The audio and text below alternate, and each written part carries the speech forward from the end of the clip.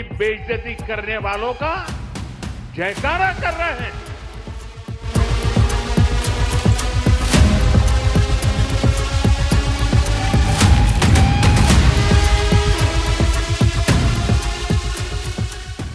आज का दौर विजुअल राजनीति का है।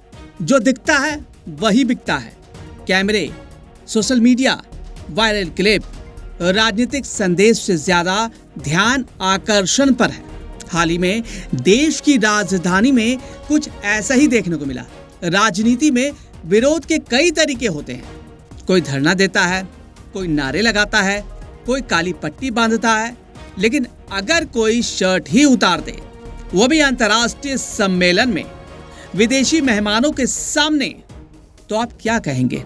और यहीं से शुरू हुआ वो बयान जिसने सियासी तापमान अचानक कई डिग्री तक बढ़ा दिया।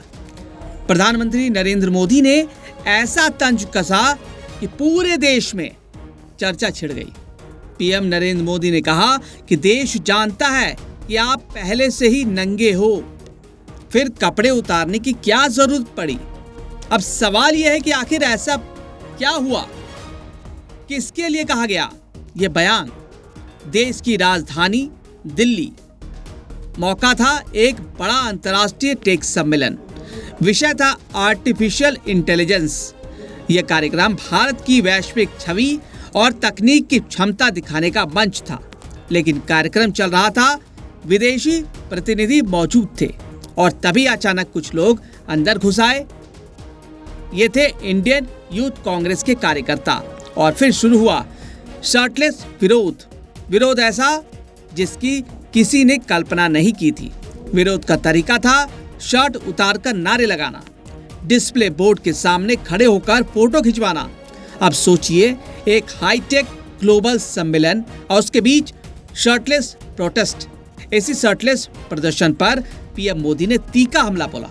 कांग्रेस को कहा, देश जानता है कि आप पहले से ही नंगे हो, फिर कपड़े उतारने की क्या जरूरत पड़ी।